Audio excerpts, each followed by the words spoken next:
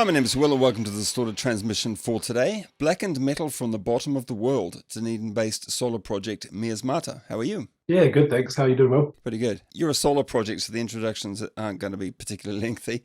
But could you introduce yourself, please? Yeah, no worries. My name is Mike Wilson. I'm from Dunedin, New Zealand, and reside there as well. And I am behind the solo project Miasmata.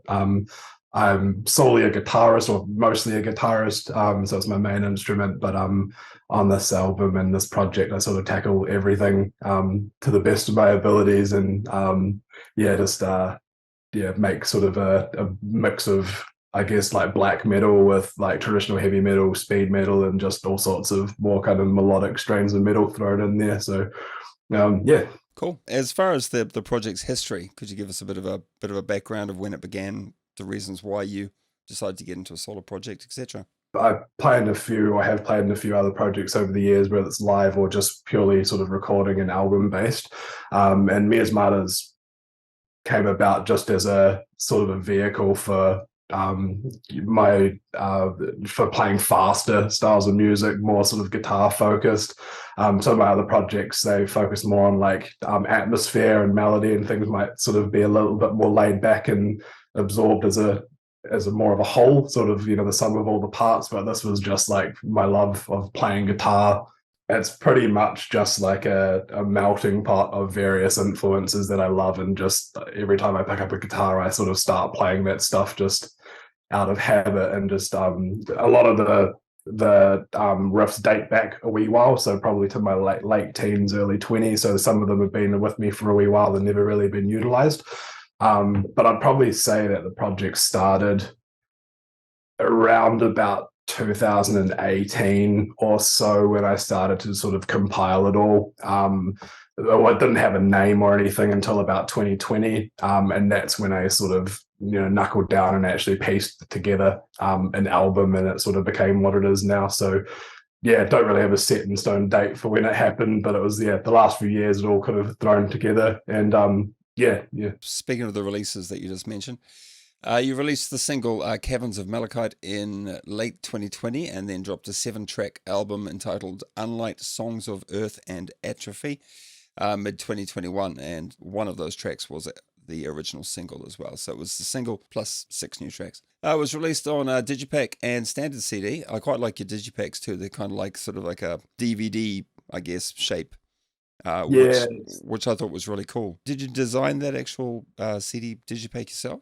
No, I didn't. So I actually worked with a label for the release of the album. So a German label now, who are based in Finland, called Naturmarkt Productions.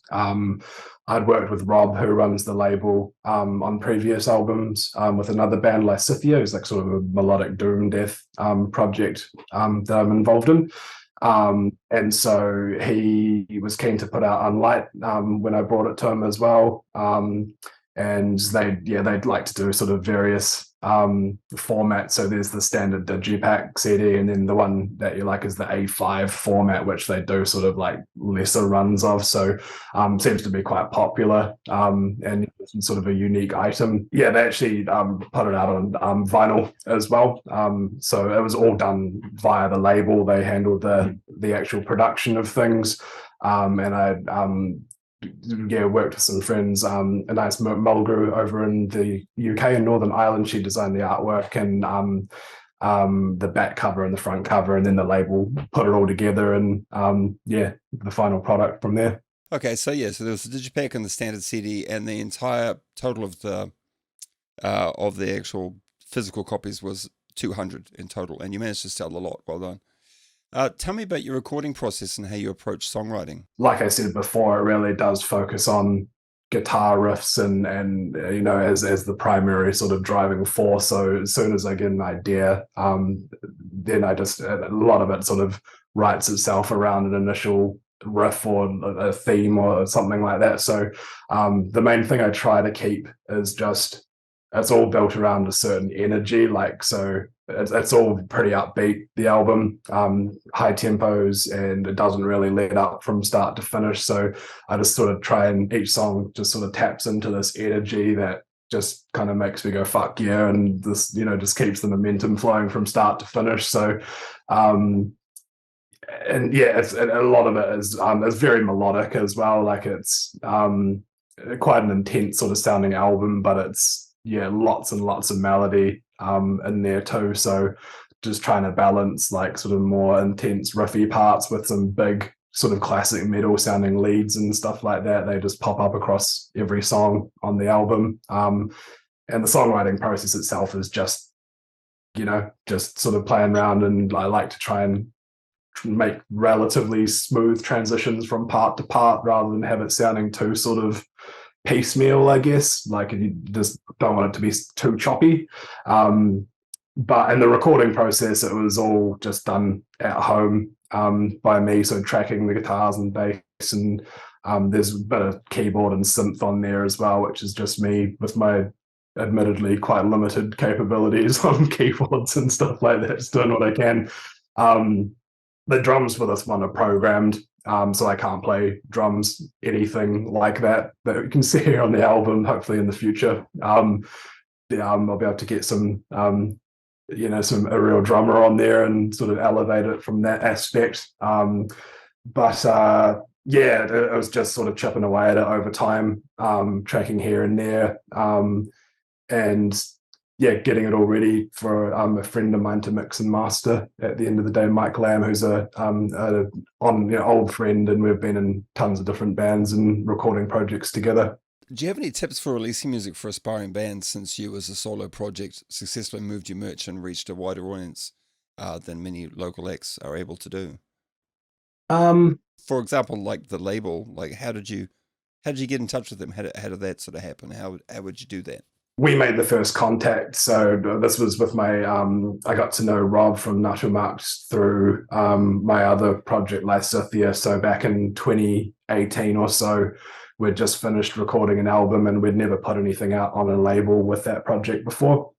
So we just, sort of got together a list of labels that we listened to or like or thought might be interested, and sort of put it out there. And Rob responded, and like really, really quickly heard the album and really liked and wanted to work together. So I think that's probably the best thing. Like, I mean, I don't know a lot about sort of promoting and marketing myself personally. Like it's not really my sort of forte, I guess. But the advice would just be, if you want to sort of get to the level where you can sort of release, different various merch and stuff, and you really just be, focus on making the best, music you can, best album, best EP, best single, whatever, and just get it out there, just fire it off to anyone who you might want to work with, and just sort of see what happens. Yeah, just put yourself out there. Yeah.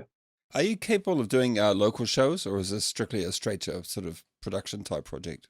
It's definitely something I can see being live. So at the moment, I don't have like a live lineup or anything like that, but it's definitely something I'd be keen to do in the future. It'll just be a matter of finding the right people to do it, basically. What about playing to like a backing track? You play the guitar and sing. So I'd probably play guitar and vocals at the same time. In terms of, I don't think it would be too difficult to turn into a live act. There's quite a lot of layering in the leads and that kind of thing, but I don't think a backing track would be necessary for this. It would sort of maybe just take on a slightly more raw form of the songs, but like there's not a lot going on where it would include having needed to have a whole bunch of other stuff going on by a backing track or additional musicians or anything. I'm pretty sure we could pull it off with 2 guitars, bass, vocals, drums. There are quite a few sort of small metal festivals that go on. There's ones in Christchurch, Wellington, Napier, up in Hamilton as well. So like getting on a plane with a guitar, basically, which is all you need to do, and like maybe an MP3 player or something. You could basically travel extremely light and maybe do like open some of those shows or close those shows. Gotcha. Whatever. Yeah, I think if it was going to go live, it would have to be full band sort of experience. I'd want to get up there with with a whole crew and just do it properly. I think right. The crowd and the band itself. It's one of those situations. I don't think I'd want to do it another way. Okay, true and traditional. That's a good way to be, I think. You haven't released anything last year, 2022. So I'm assuming there must be some more music in the pipeline for 2023. Were you writing during the last year at all? Yeah, for sure. So the second Miasmata album is in the writing and demoing process at the moment. So it's yeah, I started writing it pretty quickly after the last album came out in 2021. Process has slowed down a bit just due to life getting in the way. But yeah, it's coming along nicely. I've sort of got over half of the new one written, and it'll be another full length, sort of similar amount of songs and length to the first album. So yeah, plan is to just keep chipping away at that at the moment and get it out there. Hopefully finish recording it in the coming months, and then see what happens with the release from there. But yeah, definitely another full length on its way. Thanks for the chat today. We're almost out of time, I think, so we'll wrap it up. But is there anything else you'd like to add to the interview at the end? Just want to say thank you to anyone who's taken the time to check out the album, or if you haven't had a listen yet, jump onto my Bandcamp and have a listen. It's all there to stream, or you can hit me up for a copy, like a digital code, if you want to hear it that way.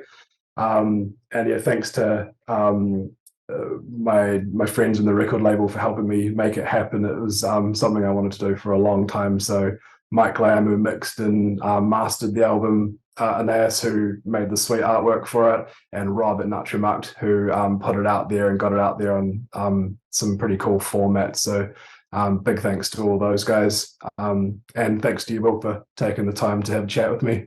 No problem. All right, man. Enjoy the rest of your week. Cheers. Thanks very much. Cheers. Thanks for watching.